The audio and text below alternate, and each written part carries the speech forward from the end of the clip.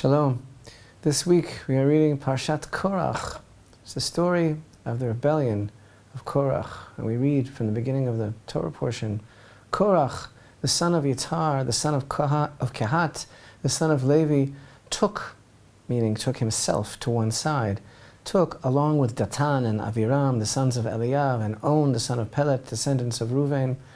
They took themselves and they confronted Moshe together with 250 men from the children of Israel.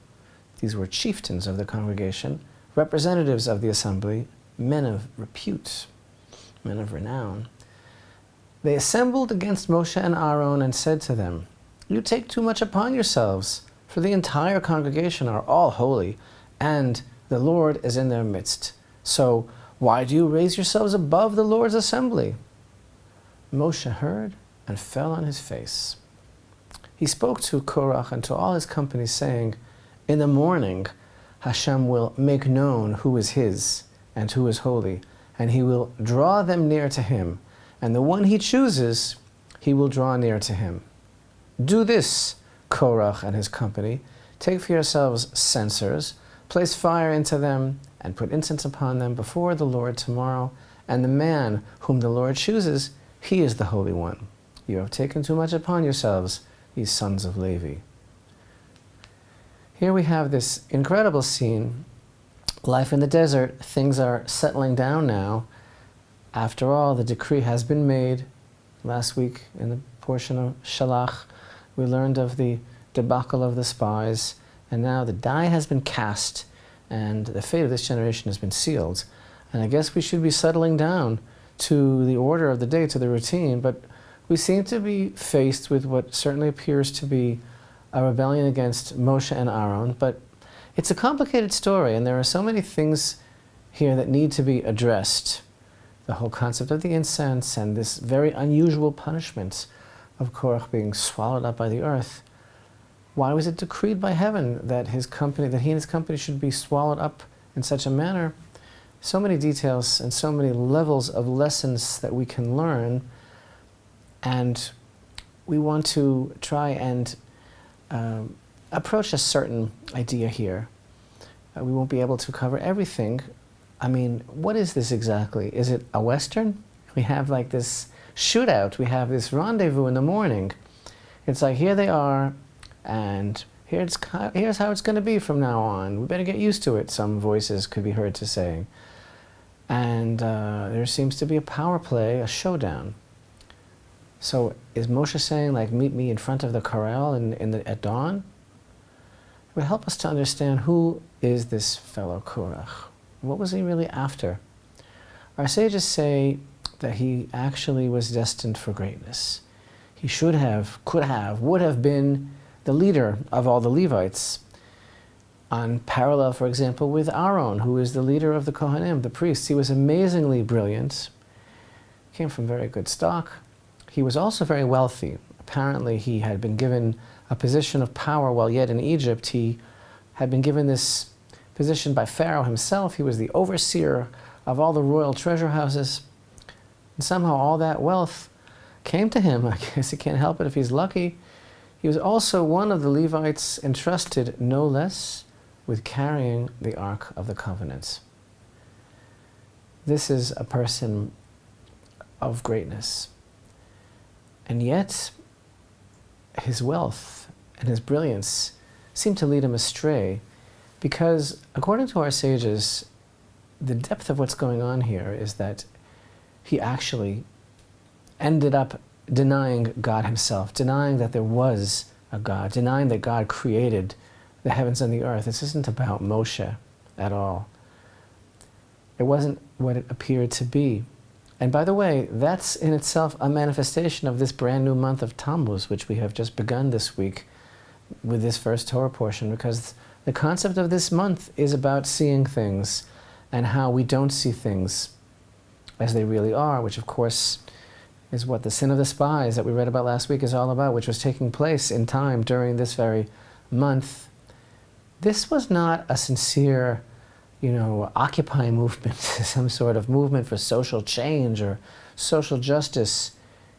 Korach, who was a brilliant scholar, pious man, one of the people who carried the Ark of the Covenant, he ended up believing in nothing but himself.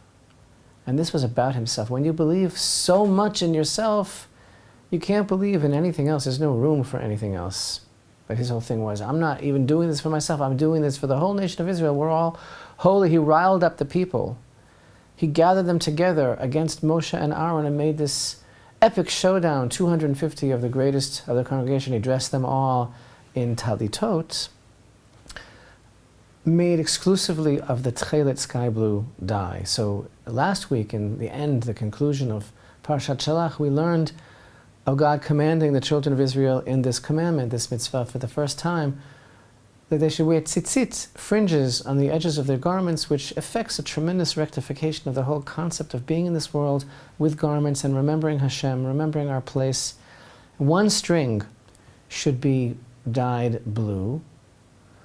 And so, of course, Korach symbolically was really saying, well, we're all holy. We don't need the one string, which is you, right? You and Aharon, you're like the one string. And that exempts the entire talit from its obligation of having blue in it, the one string. What if the whole talit is blue? Our sages teach that he also had a complaint about the commandment of mezuzah, and also about Shabbat, to tell you the truth. And these are amazing tikkunim, as it were, rectifications, these commandments that allow divine light into the minute details of our lives, our garments, our domiciles, time itself. And these are the things that he's going up against in the name of Israel, as it were, saying, you know, two things, saying, why are you in charge? Really, he was saying, why are you making up all of these things? And ultimately concluding that it's all fictitious. I mean, do you realize who these men were, Moshe and Aharon, that he's coming up against? So he says, we're all holy. And Moshe said Hashem will choose who he wants. I mean, I can understand Korach in a way because God already told us in the book of Exodus, you will be a kingdom of priests and a holy nation. So what's wrong with what he's saying? One has to understand that if a person in this world has anything at all that can be called holiness, it all comes from above. A person can endeavor to sanctify oneself, and then God helps us. But Korach cut that connection. He wanted to take it all for himself. He pretended to be an activist on behalf of other individuals, and it almost seems as if he was pleading the cause of individualism. What? Is there no room for individualism in the Torah? Well, God forbid, of course. The Torah greatly encourages individual strength and individual development, but the strength of the individual comes from being bound together with the whole. And the selfless leaders of Israel, as exemplified by Moshe and Aharon, they have the power to unify the people, unite the people, and wield the nation's power of holiness. And the secret of individuality is through bitul, through the ability of one to nullify oneself to the greater whole, to the nation, to God, to creation. Korach was not about nullifying himself. It was all about him. When we think about Korach, his machinations, his true motivation, his claims against Moshe and Aharon, which were more than ridiculous. The truth is, he was really waging war against the Almighty himself, these commandments that he chose to complain about. Our sages tell us that between the lines he also was referring to Shabbat, and of course this confrontation with the talitot that our sages tell us, the 250 men that stood with these blue shawls symbolizing the imbalance, as he saw it, between Moshe and the nation. It didn't start out this way with Korach. He started out on the right path, but when a person believes only in himself, it becomes so big that there isn't any room for anything else. Everything, even creation itself, becomes null and void. But again, who was Moshe? Moshe is the person about whom we read. We just read earlier, a few weeks ago, in Numbers chapter 12, we read, and the man Moshe was very humble, more than any other person on the face of the earth. And actually, we read there, if we recall, that whole episode when Aharon and Miriam were speaking ill of Moshe, when the three of them went out, Hashem descended in a pillar of cloud and stood at the entrance of the tent. And he summoned Aaron and Miriam. The two of them went out. He said, "Hear now my words." God said, "If there shall be prophets among you, in a vision shall I, Hashem, make myself known to him. In a dream shall I speak with him. Not so is my servant Moshe. In my entire house, he is the trusted one. Mouth to mouth do I speak to him, in a clear vision and not in riddles. At the image of God does he gaze. Why did you not fear to speak against my servant Moshe?" That's quite an approbation that we find from God himself. And then, of course, we recall a bit earlier in the book of Exodus, after the debacle of the golden calf, in chapter 32 and verse 32, we find that Moshe was entreating forgiveness for the people of Israel. And he said, "And now, if you would but forgive their sin, but if not, erase me now from your book that you have written." It's one of the most powerful statements ever made by a human being, that I am so dedicated to my people, that I am so willing to die for them, that I don't care if I never even existed altogether. This is a very unique quality of the very opposite of Korach, of nullification. So someone told me something this week, and I have to thank a very special person who brought this to my attention. I think it's one of the coolest things I've ever heard. I want to share it with you. Somebody's listening to a podcast on some station about health and wellness. And the podcast is called "Chlorophyll, Sunlight, and Solar-Powered People?" Question mark. And it's a podcast by someone named Sayer G, who I am not giving an approbation to. I don't know anything about him, but he is called on his own website a widely recognized researcher, author, and lecturer, and a member of the advisory board on the National Health Federation, and the founder of the world's most widely referenced evidence-based natural health resource of its kind. He founded something called greenmedinfo.com in 2008 in order to provide the world to an open access evidence-based resource supporting natural and integrative modalities. But basically, what was this podcast about that this person brought to my attention? It goes like this. Scientific research. You see, people always thought that plants get their energy from sunlight and humans get theirs from food, and there's no overlap, right? Plants get their energy from sunlight, photosynthesis. And the abundant energy of the sun was thought to be pretty much useless for mammals, whereas plants got it all for themselves, and we, of course, eat the plants. And so this fellow, Sayer G, on this podcast is basically confronting this and asking if it's really that simple, and stating that according to research coming from the Columbia University Medical Center, says there's considerable possibility that animals, including human, may be solar powered. What does he mean by that? He explains that when we consume green vegetables, the chlorophyll metabolites, I know a lot about this, appear to enter the mitochondria, where they work together with sunlight to supercharge energy production in our cells. It goes on to speculate maybe that's why people get an energy boost from juicing and drinking more green smoothies, pumping up green vegetable consumption. And he says science is beginning to back this up. And in this particular episode of this podcast, Underground Wellness, he talks about this new paradigm in human energy production. What caught my friend's attention was an assertion that he makes in this presentation, where he states that according to this research, a human being could actually live without food or water for a very long time, for many months in fact, as long as the person has a good source of light. What's amazing about this? Sounds like photosynthesis. He's saying a person could actually live off of lights. Why I find this to be absolutely amazing and worthy of your time in the middle of Parashat Korach is because, you know, the great Rambam, for example, Maimonides, was a great rationalist. He had a very interesting approach to understanding the concept of some of the miracles that are described in Torah. And he maintains that when a miracle is described, wherever possible, we should endeavor to find an explanation that would place it within the parameters of the natural.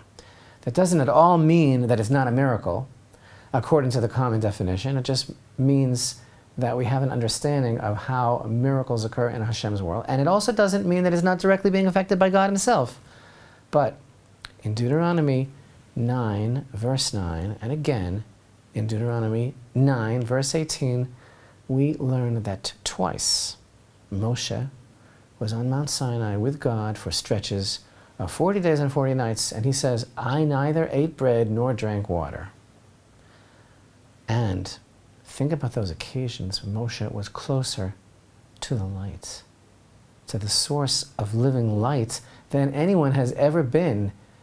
So can we imagine what it was like for Moshe to be with God on Mount Sinai? Why does he go out of his way to tell us that he partook of no food or water?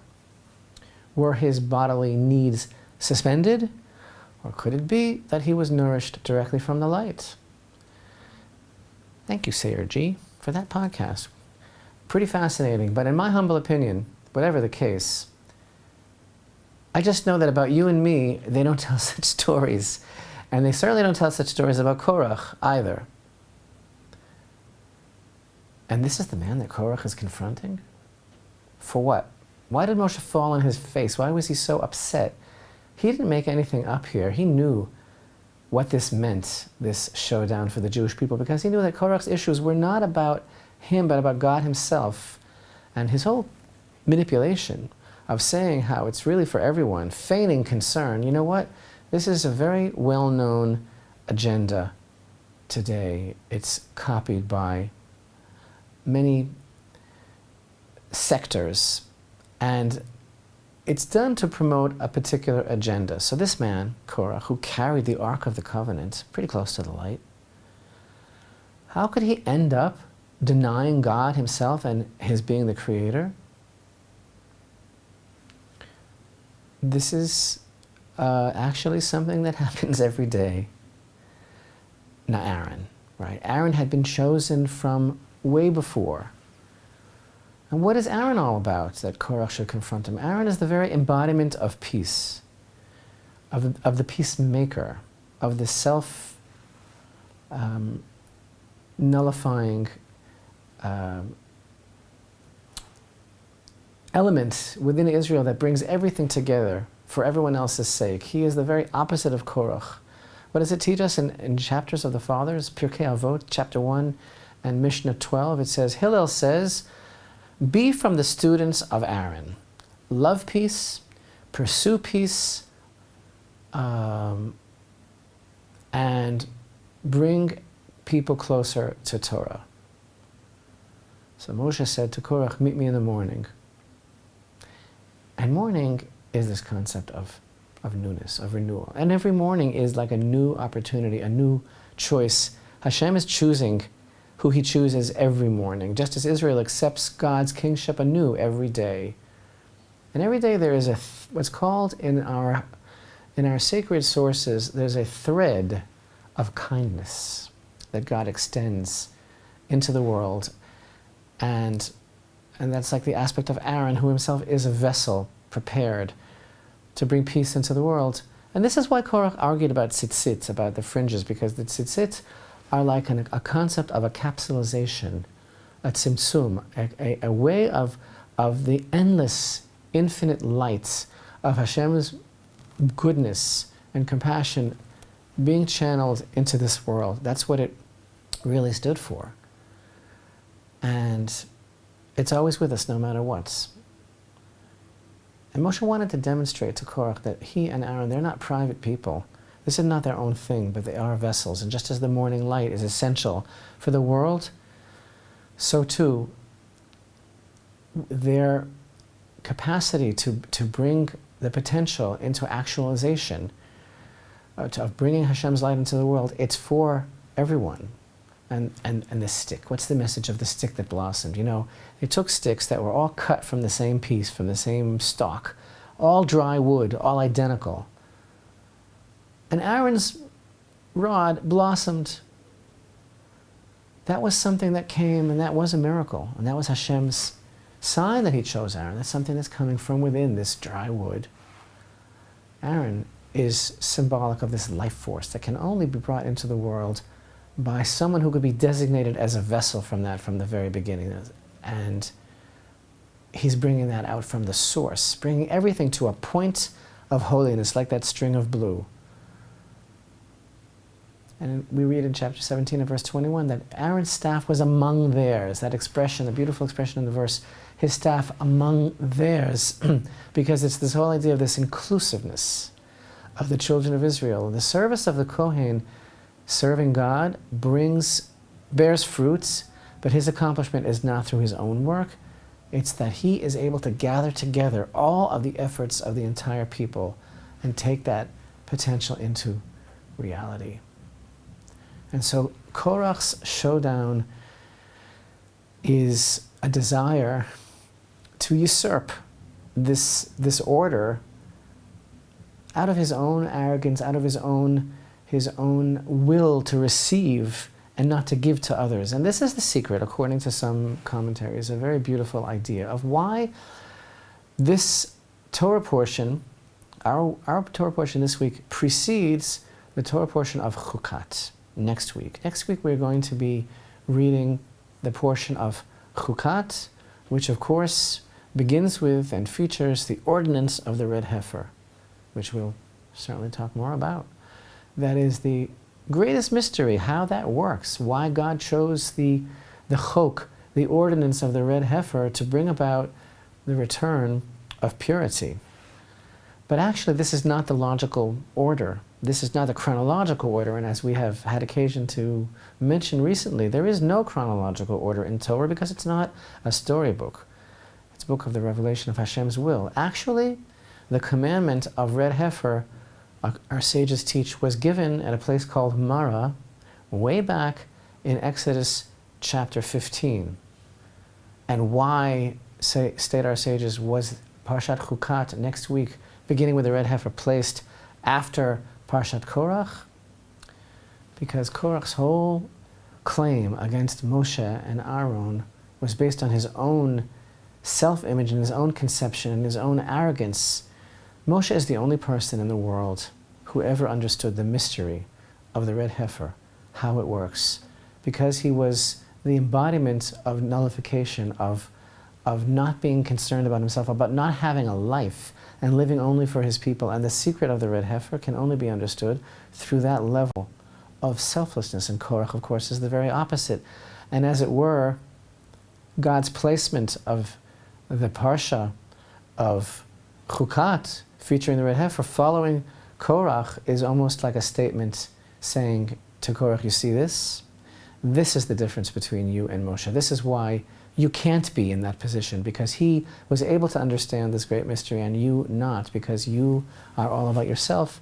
Moshe and Aharon, they are all about bringing the divine light into the world, living for their people, living for all of creation, making the world into a better place. And one of the major lessons, I believe, of this week's Torah portion is repeated in every generation, how we all have to, as it were, explore this within ourselves, stand guard against the concept of taking something for ourselves, of the limelight, of wanting to usurp the natural order of things. The individual is very, very important.